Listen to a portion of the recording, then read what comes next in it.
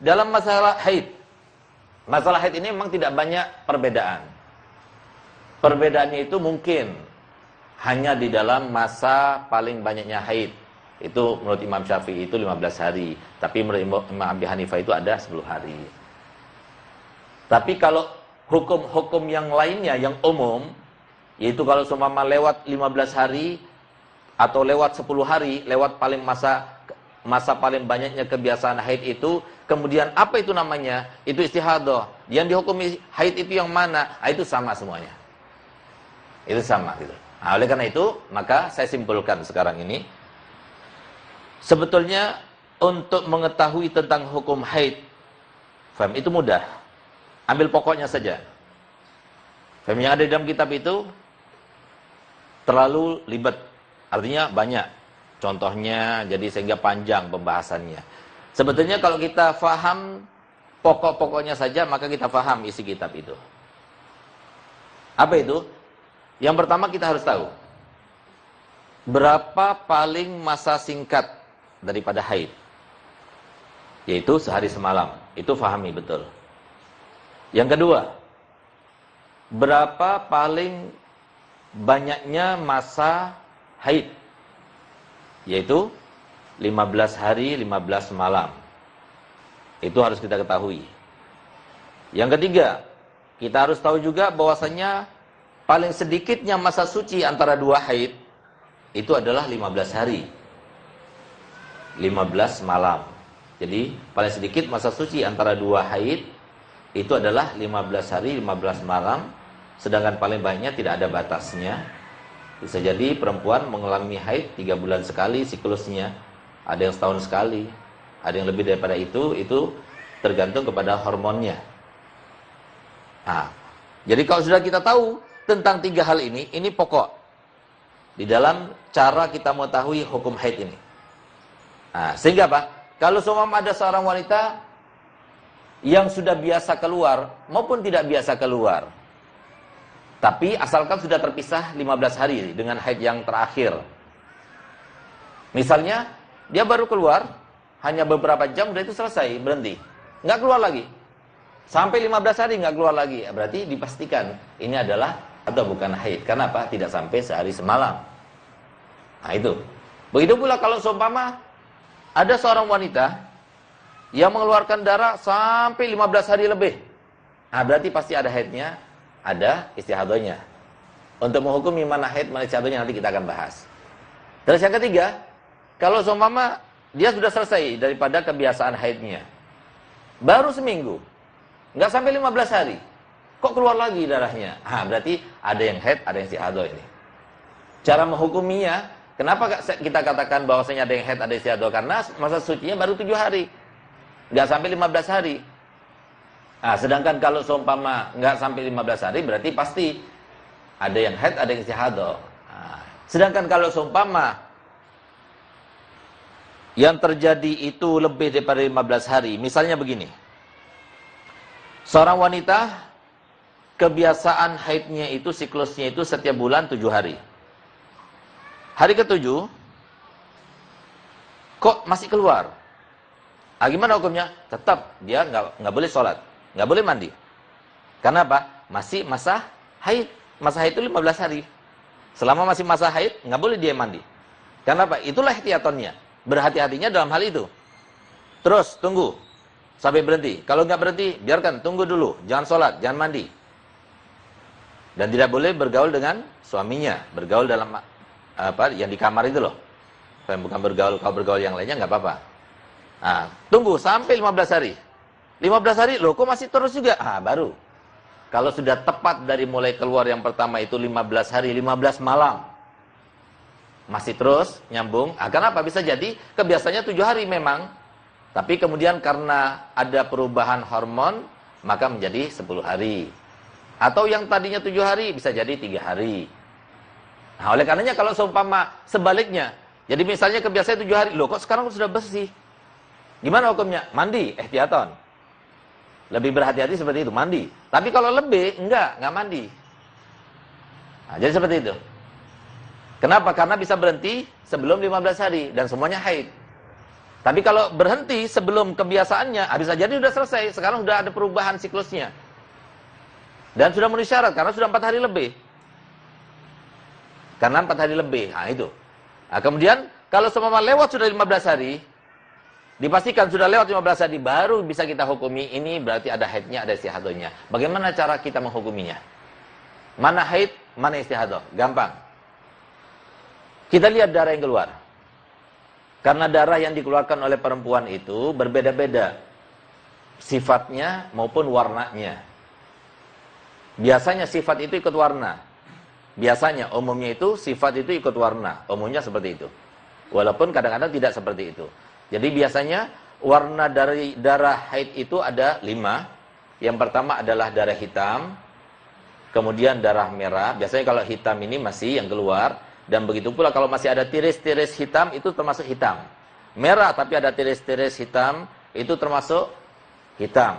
Itu darah yang paling kuat. Itu biasanya kental dan berbau biasanya. Kemudian kalau sudah berubah menjadi merah, itu sudah berkurang kekentalannya dan juga baunya. Nah, jadi sifat ikut warna. Kemudian kalau sudah berubah, mulai agak terang, merahnya itu sudah tidak tampak, lebih dekat kepada kuning. Itu artinya merah ke kuning-kuningan, nggak bisa dikatakan oranye gitu.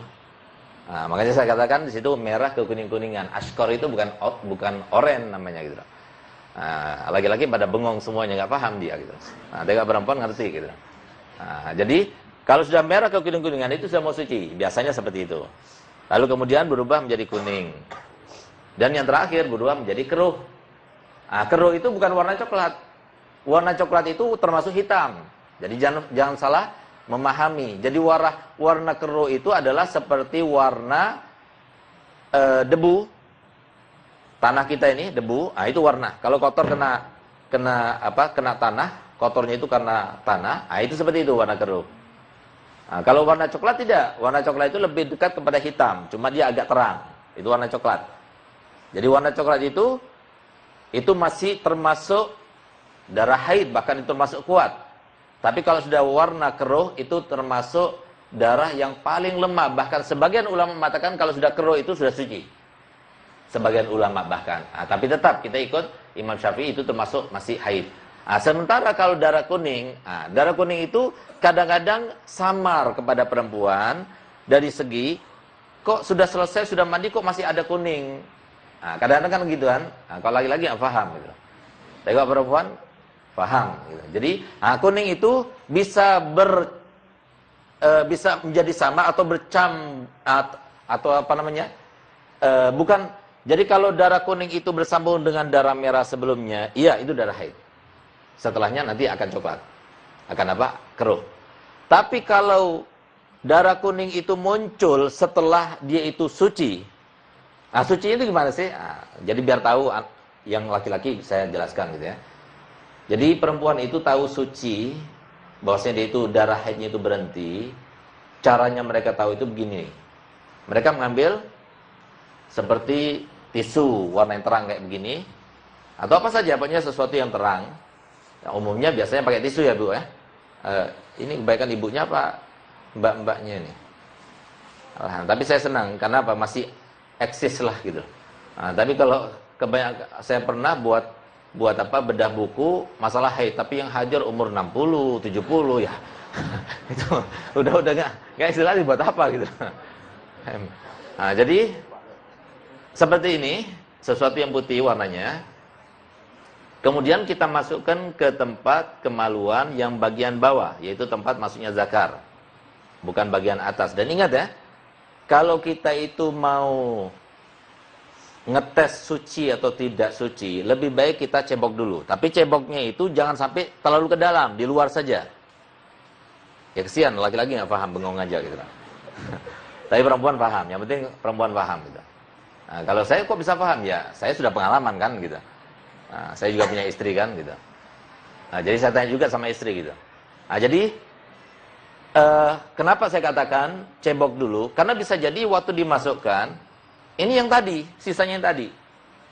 Sedangkan ihtiyatnya di sini, kita kalau mau melaksanakan ihtiyat, kita kan diperintahkan untuk ihtiyat dalam ibadah. Justru ihtiyatnya itu di sini kita harus cebok dulu, karena bisa jadi itu adalah bekas yang tadi itu. bekas yang tadi yang masih belum kering. Sekarang udah suci, udah nggak keluar lagi gitu. Nah, oleh karenanya jadi cebok tapi nggak sampai ke dalam. Cebok sekitar tahu kan ibu-ibu, yang nggak sampai ke dalam kan? Maksudnya gini. Ibu-ibu kalau seumpama jongkok ya, ambil kaca lihat. Yang tampak itu yang luar saja, itu maksudnya. Dan yang sebenarnya dalam cebok itu, dalam Islam itu seperti itu. Jadi nggak sampai ke dalam. Dan kalau sampai ke dalam itu hukumnya makruh, karena bisa was-was orang itu. Dan itu bisa menyebabkan keasaman yang ada di dalam kemaluannya itu nanti akan menyebabkan kekurangan keasamannya itu, sehingga akan menyebabkan banyak perempuan itu mengalami hadasan. Hadasan itu keputihan. Nah, itu. Nah, oleh karenanya jadi jangan terlalu sering. Dan saya tidak menganjurkan, serta para ulama juga tidak menganjurkan. Itu perempuan ada suatu kebiasaan yang tidak baik. Apa itu? Setiap wudu pasti cebok. Ngapain cebok? Nah, gitu. Jangan kamu katakan enggak, kayaknya keluar. Enggak, jangan kayaknya. Dalam Islam itu enggak boleh kayaknya. Nah, kenapa? Karena kayaknya itu kalau diteruskan nanti jadi was-was. Coba lihat bagaimana Nabi kita Muhammad SAW mengajarkan kepada kita. Kalau kita itu kencing, habis kencing, sunnah sebelum kita keluar dari kamar mandi untuk apa? Masukkan tangan ke air, lalu dipercikkan. Sehingga nanti kalau kita keluar, kayaknya keluar. Dilihat, oh ini kayaknya ada basah-basahnya, tanda-tandanya. Itu kan yang kita percikkan tadi. Diajarkan Nabi Muhammad SAW semacam itu. Untuk apa? Supaya kita tidak menjadi seorang yang was-was. Nah, jadi kalau sudah was-was, dalam toharo itu adalah suatu musibah yang besar, kata Imam Ghazali. Kenapa demikian? Karena orang yang was-was itu salah satu daripada dua hal. Satu, karena dia tidak mengerti agama. Satunya lagi, akalnya kurang. Nah, jadi orang yang was-was itu karena dua hal. Nggak ada ketiganya, nggak ada. Jadi semuanya jelek. Jadi kalau was-was, berarti nggak bagus. Jadi jangan pernah kita mengatakan, oh ini hati-hati, itu langkah hati-hati. Enggak, justru itu adalah setan itu. Jadi jangan diikuti.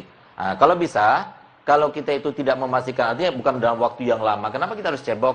Jadi nggak usah cebok gitu. Nah, kemudian kita masukkan tisu ini ke dalam liang kemaluan yang bagian bawah, yaitu tempat masuknya zakar.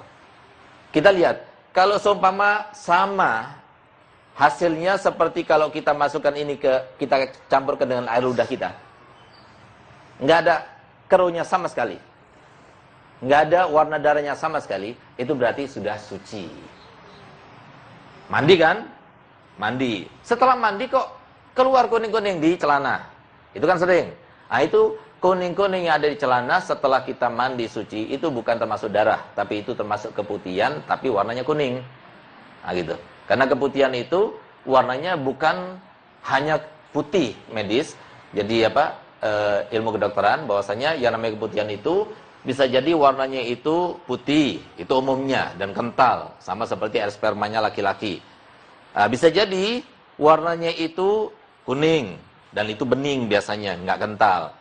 Bisa jadi warnanya juga kuning tapi agak kehijau-hijauan. Kalau sudah semacam ini, sampai ke batas ini, maka lebih baik biasanya gatal dan tidak sedap baunya kalau keluar yang semacam ini. Kuning, agak kehijau-hijauan.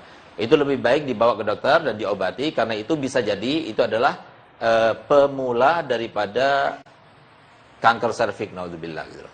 Nah, jadi tanda-tandanya itu adalah menyebabkan gatal dan baunya tidak kurang enak. Nah, itu kuning agak kehijau-hijauan. Itu bukan darah haid.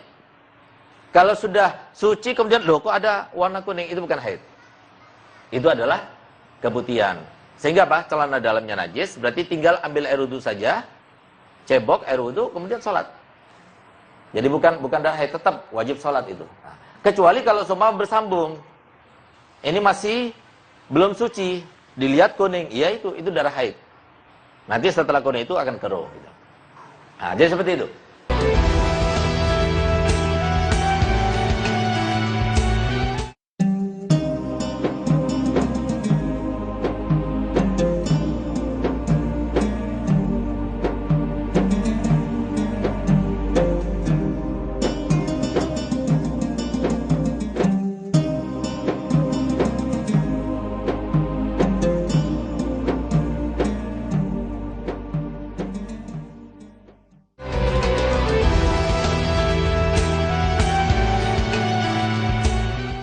Ini masih belum suci, dilihat kuning, iya itu darah haid. Nanti setelah kuning itu akan keruh. Gitu. Nah, jadi seperti itu. Kemudian kalau kita sudah tahu, bahwasanya ternyata darah haid itu mempunyai 5 warna dan 5 sifat seperti yang disebutkan tadi, maka kita lihat darah yang keluar tadi sampai melewati 15 hari ini pokoknya ya, pahami betul kalau cara membedakan antara haid sama istihadah. Kalau sudah dipastikan darah yang keluar itu 15 hari, 15 malam lebih, maka baru kita pastikan, oh ada haidnya, ada istihadahnya. Untuk menghukumi mana haidnya, mana istihadahnya, yang dihukumi haid berapa hari? Karena ini berkaitan dengan sholat kan? Nah, makanya kan saya katakan di sini, harusnya perempuan itu faham benar masalah hukum haid ini, dan itu termasuk di dalam hadis Nabi SAW, talabul ilmi faridatun ala kulli muslim. Jadi setiap orang muslim itu harus itu belajar ilmu agama. Ilmu agama itu yang dimasukkan di sini adalah ilmu agama yang berkaitan dengan ibadahnya pada saat itu, termasuk haid ini. Bahkan di mukaddimah kitab kita disebutkan di sana bahwasanya kalau seumpama suaminya itu tidak bisa mengajarinya tentang hukum haid, maka dia haram melarang istrinya untuk keluar ke majelis taklim untuk bertanya tentang hukum haid. Jadi karena apa? Karena kewajiban agama melebihi daripada kewajiban kepada suami. Nah, oleh karena itu difahami betul. Jadi kalau seumpama sudah lewat 15 hari, baru kemudian ada haidnya, kita pastikan ada haidnya, ada istihadahnya. Untuk menentukan mana haidnya, mana istihadahnya, kita lihat darah yang keluar dari awal sampai akhir itu, apakah satu macam darah, satu macam warna, atau lebih. Nah, jadi biasanya kalau istihadah, itu kebanyakan satu macam, gitu. Kebanyakan. Jadi misalnya apa? Hitam kemerah-merahan terus, atau merah sudah tapi ada tirisnya hitam. Terus sampai lewat 15 hari. Kalau satu macam warna, maka mudah untuk menghukumi haidnya. Yaitu apa? Kembalikan kepada kebiasaannya pada bulan terakhir sebelum dia terjangkit istihadah. Misalnya apa? Sekarang, pada siklusnya sekarang ini dia kena istihadah. Bulan kemarin itu berapa dia? Berapa hari kebiasaan haidnya? Oh 7 hari. Berarti dari mulai awal dia keluar sampai 7 hari, itu adalah haidnya. Setelah itu dia wajib menggodok sholatnya. Nah ini, sholat ini yang semacam ini kalau tidak dilaksanakan, tidak digodok, ini menjadi suatu beban yang sangat berat kepada seorang wanita. Kenapa? Nabi Muhammad SAW dalam hadis sahih telah meriwayatkan suatu hadis yang berbunyi, awwalu ma yuhasabu minal abdi as-shalah, fa idza kamulat kubilat wasairu amali, wa idza ruddat wasairu amali. Jadi kata Nabi SAW yang artinya, pertama kali yang akan dihisab daripada amal seorang hambanya itu adalah sholatnya. Kalau sempurna semua sholatnya, maka semua amal ibadahnya yang lain-lainnya walaupun kurang-kurang diangkat oleh Allah Ta'ala. Tapi kalau sudah kurang sholatnya, walaupun yang lainnya sempurna, maka Allah Ta'ala tidak akan menerimanya. Kecuali dia harus mempertanggungjawabkannya di neraka. Na'udzubillah. Oleh karena dipahami betul. Jadi seperti ini. Jadi kalau sudah lewat 7 hari, bulan kemarin berapa? Makanya kan seorang wanita itu harusnya dia mempunyai almanat. Kapan haid dikasih tanda. Dan itu sangat berguna untuk dirinya tatkala dia terjangkit istihadah, dan juga untuk dirinya ketika terkena penyakit semacam apa itu? Yang lupa, insomnia. Penyakit lupa itu. Nah, karena ini kan banyak sekarang karena benturan, karena penyakit gula, karena stres, karena tabrakan dan sebagainya. Itu kadang-kadang orang itu lupa. Nah, ketika lupa, maka bisa jadi kalau dia itu istihadah terus, keluar darah terus, maka dia sampai kepada keadaan perempuan mutahayyirah mutlaqah. Nah, itu nanti ada salah satu mustahadah yang paling sulit itu. Setiap sholat dia wajib mandi. Dan selama dia belum selesai, nggak boleh dia berhubungan badan dengan suaminya. Nah, gitu. Jadi 1 bulan penuh itu dianggap sebagai haid. Jadi dalam satu konteks, dalam satu sisi dia dianggap haid, yaitu apa? Dalam hal-hal yang enak-enak itu dianggap haid. Seperti apa? Berhubungan badan dianggap haid, nggak boleh. Kemudian puasa tetap hukumnya wajib, tapi tidak dihukumi sah kecuali 14 hari. Sholatnya tetap wajib. Nah, gitu. Karena istiadatnya seperti itu. Nah, kenapa ini terjadi? Karena tadi nggak dicatat. Tapi kalau semua saya punya ibu mengatakan bahwasannya haid saya itu sekian hari pada bulan kemarin, nggak bisa dipercaya. Katanya orang nggak bisa dipercaya. Harus katanya sendiri, lingkarannya dia sendiri, tulisannya dia sendiri, itu bisa dijadikan suatu bukti untuk keluarganya mengatakan ini haidnya. Nah, jadi bukan sesuatu yang sulit untuk melingkar, itu bukan sesuatu yang sulit. Nah, kemudian kalau seumpama selebihnya berarti wajib berqadha. Selebihnya itu berarti istihadah. Dan kalau seumpama darah yang keluar itu lebih dari satu macam, maka yang kuat saja yang dihukumi darah haid, walaupun yang kuat itu kurang dari kebiasaannya atau lebih daripada kebiasaannya, asalkan memenuhi syarat 3. Nah ini, tadi hafalkan yang 3, ditambah lagi, harus hafal syarat 3 lagi. Apa itu? Yang pertama, yang kuat, darah yang kuat itu tidak kurang dari sehari semalam. Yang kedua, darah yang kuat itu tidak lebih dari 15 hari 15 malam. Yang ketiga, antara darah yang kuat dengan darah yang lemah tidak silih berganti. Nah, jadi mungkin yang pertama jelas ya. Misalnya apa? Darah kuatnya itu cuma setengah hari. Kemudian merah, misalnya apa? Hitam setengah hari. Dia itu merah sampai akhir bulan. Berarti dihukumi haid yang mana? 7 hari. Bulan kemarin kebiasaannya. Selepas 7 hari dia wajib mandi. Dan wajib digodok. Gitu, sholat yang kemarin itu.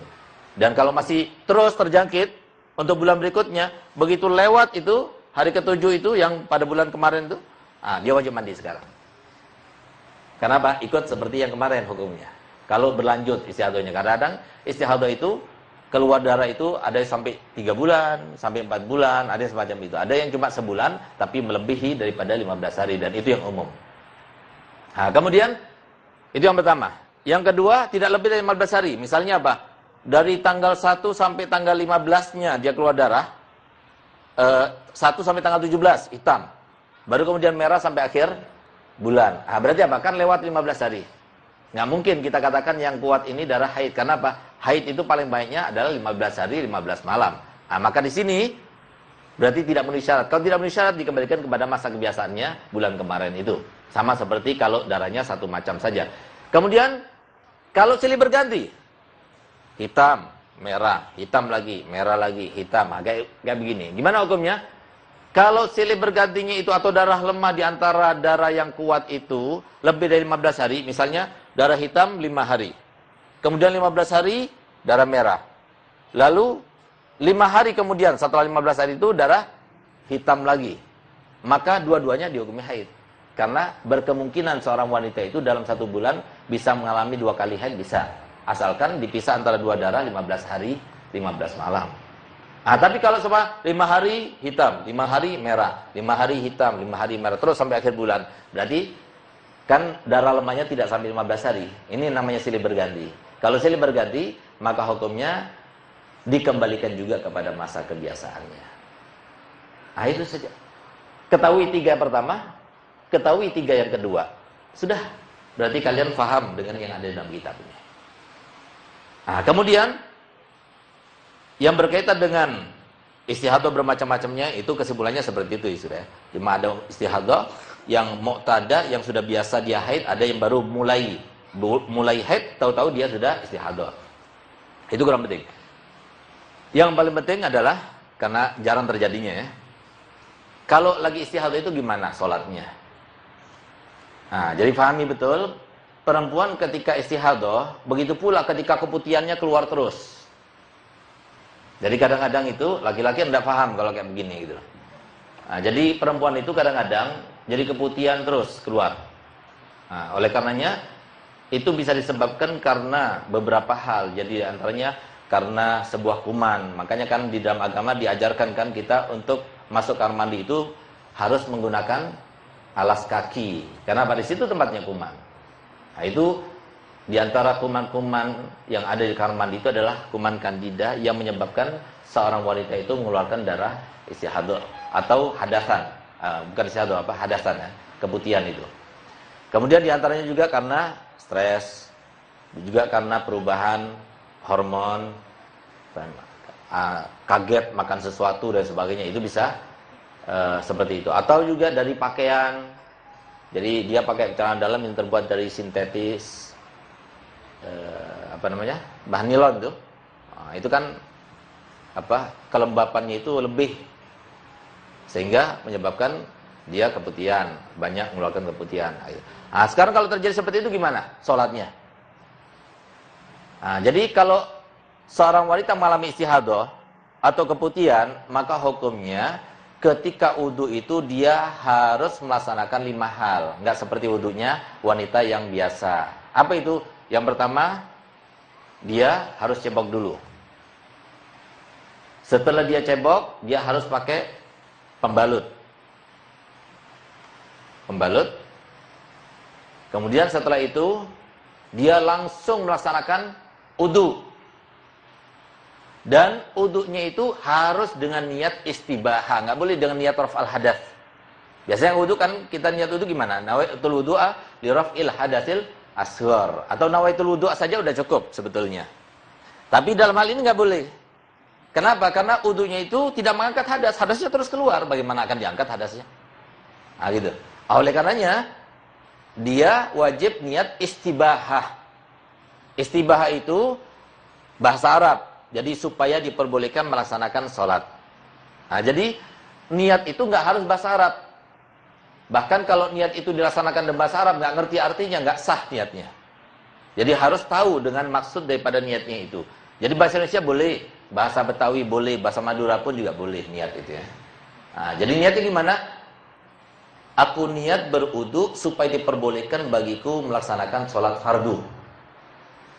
Aku niat berwudu supaya diperbolehkan bagiku untuk melaksanakan sholat fardu. Jadi tidak lagi mengatakan aku niat wudu untuk mengangkat hadas. Nggak terangkat hadasnya, hadasnya terus. Bagaimana akan terangkat? Nah, gitu. Oleh karenanya harus niat istibahah. Lalu yang kelima, setelah dia wudu langsung cepat-cepat sholat.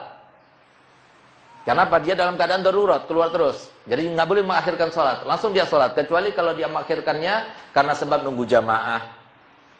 Itu nggak apa-apa. Nah, tapi kalau nggak seperti itu, sholat. Kemudian harus dipahami, wudu yang semacam ini harus dilaksanakan setiap kali satu sholat fardu. 5 pekerjaan tadi itu harus dilaksanakan diulang, diupdate lagi. Kenapa? Sholat wudu dengan niat istibahah hanya untuk 1 kali sholat fardu. Tapi kalau sholat sunnah sebaik-baiknya. Adapun wudu boleh kita dengan 1 kali wudu sholat fardu berapapun boleh.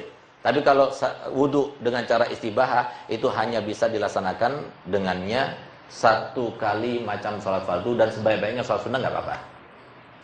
Nah, jadi mungkin itu yang berkaitan dengan